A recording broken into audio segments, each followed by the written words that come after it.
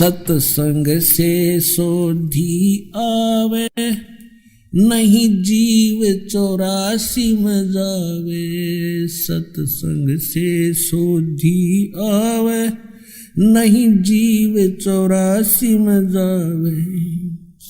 अब मेटो द्वेष और राग, हो राग या उम्र बतेरी जाली।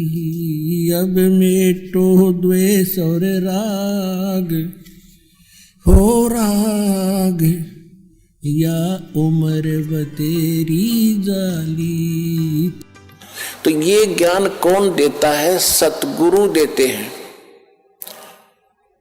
और वो सतगुरु कैसी लीला करते हैं? कबीर भगवान जब स्वयं आते हैं, अच्छी आत्माओं को मिलते हैं, उनको सतलोक ले जाते हैं, फिर वापस छोड़ते हैं, फिर अपने से परिचित करा के और सबको ज्ञान सुनाते हैं। लेकिन उन महापुरुषों के उन गूढ़ रहस्यों को, क्योंकि परमात्मा ने कहा था कि तुम कितना ही कुछ कर लो ये मानेंगे नहीं, क्योंकि इनको ज्ञान ही नहीं है। ये इनके जो मूर्ख गुरु हैं, अज्ञानी, जो शिक्षा जरूर प्राप्त हैं, संस्कृत भाषा अवश्य जानते हैं। अब देखो पुण्यात्माओं, इस भक्त शिक्षा ने कैसा नाश किया है। ये हमारे धर्मगुरु जितने भी थे, ब्राह्मण लोग थे, इनको ही शिक्षा ग्रहण करने का अधिकार था। और शिक्षा किस लिए ग्रहण करने का अधिकार दिया था? कि तुम सदग्रंथों को पढ़ो, उनको समझो, वो संस्कृत भाषा में, और फिर हमें बताओ, हम धर्म कर्म ठीक करें, अपना कल्याण करवा लें। और गीता में भी ऐसा लिखा है कि जो विद्वान लोग हैं, वो विद्वान लोग सदग्रंथों को पढ़कर अविद्वानों को सुनाएं। अविद्वान माने, क्योंकि ये विद्वान मानते हैं जिसने शिक्षा है, अक्षर ज्ञान है, और अविद्वान कहते हैं जिसने अक्षर ज्ञान नहीं है, उनको सुनाओ। और यदि अविद्वान यानी अनपढ़, अक्षर रहित, वो अगर विद्वानों की बातों को सुनकर उनके अनुसार आचरण कर लेते हैं तो उनका मोक्ष हो जाएगा। बिल्कुल सही है, पढ़ना जरूरी नहीं था। तो इसलिए परमात्मा ने शिक्षा की आवश्यकता नहीं समझी, क्योंकि वो समय नहीं था पार करने का तुम्हें। अब समय अब आया है। तो उस समय वो जो शिक्षा ग्रहण करते थे ब्राह्मण लोग, ये केवल माया जोड़ना उद्देश्य रखते थे। और काशी विद्यापीठ बनारस में जो बच्चा पढ़कर आता था ब्राह्मण का, उसकी बड़ी महिमा होती थी, और उसी से सभी अपने धार्मिक अनुष्ठान कराया करते थे, अच्छी दक्षिणा देते थे कि बड़ा अच्छा सदग्रंथों का ज्ञाता। तो उन धर्म गुरुओं का एक उद्देश्य बन गया कि माया घनी कैसे बने। इन्होंने माया इकट्ठा करना ही उद्देश्य मान लिया। एक कड़ौली गांव है खरखोदा तहसील के अंदर, सोनीपत जिले में। कड़ौली गांव का एक जाट था, निश्चल दास नाम था उसका, किसान का लड़का था। उसने जब वो समझण जोगा हुआ 10-12 वर्ष का, तो उसके मन में प्रेरणा हुई कि भी हमारे जितने भी सदग्रंथ, वेद, गीता, पुराण जो भी हैं, ये सारे संस्कृत भाषा में हैं, और मैं संस्कृत भाषा पढ़ूं। और ये और जो धर्म गुरु हैं, ये तो स्वार्थवश इनको पैसे लेते हैं और अटपट में लगा रखा है। मैं सदग्रंथों को पढ़ूंगा, वास्तविक ज्ञान करा करके फिर सच्चा ज्ञान लोगों को बांटूंगा फ्री में। तो इस उद्देश्य से उसने बनारस काशी विद्यापीठ में प्रवेश पाना चाहा शिक्षार्थ। तो उसके सामने एक समस्या आ गई कि वहां केवल ब्राह्मण के लोग बच्चों को ही, ब्राह्मणों के बच्चों को ही प्रवेश मिलता था। उसके लिए गांव से नंबरदार होते थे, सरपंच नहीं होते थे, उनसे लिखवा कर ले जाना पड़ता था कि इस गांव का ब्राह्मण का पुत्र है, उसको प्रवेश मिलता था। तो उसने एक नंबरदार ऐसे ही अशिक्षित होते थे, उसने आप पे लिख लिया कि ये निश्चलदार पुत्र फलाना गांव कड़ौली और ब्राह्मण का बेटा है। उसके दस्तखत करा लिए, वो प्रवेश पा लिया।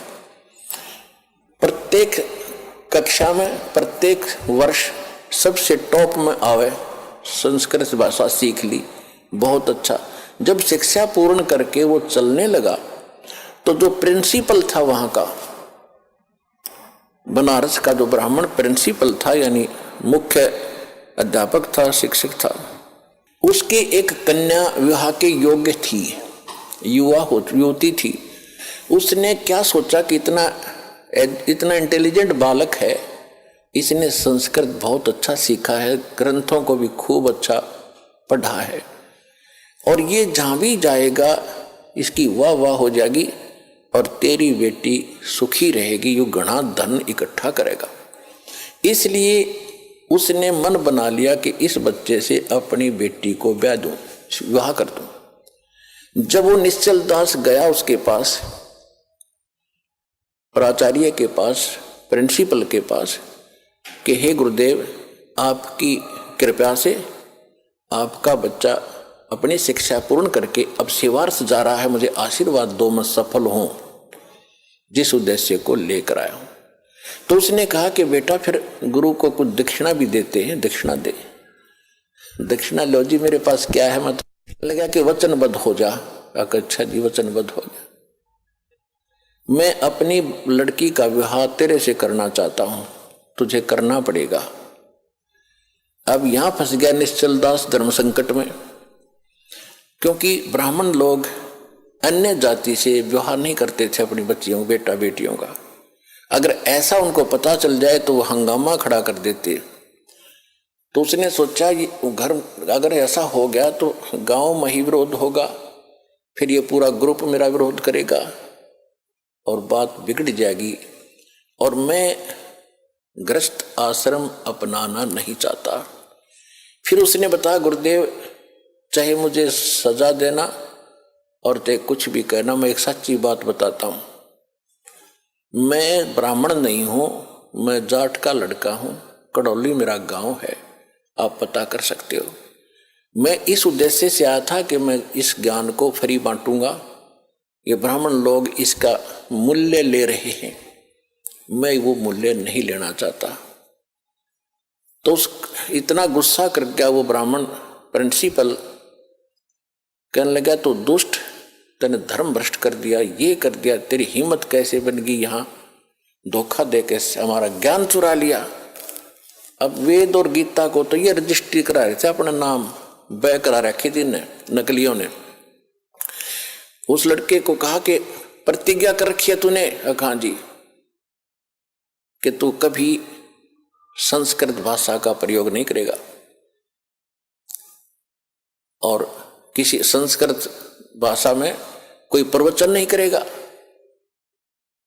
और जा सकता है। और तुझे श्राप दे दिया उसने कि तुझे प्रतिदिन एक बार 1 घंटा बुखार बना करेगा, ताकि तेरी गलती तुझे सदा याद रहे।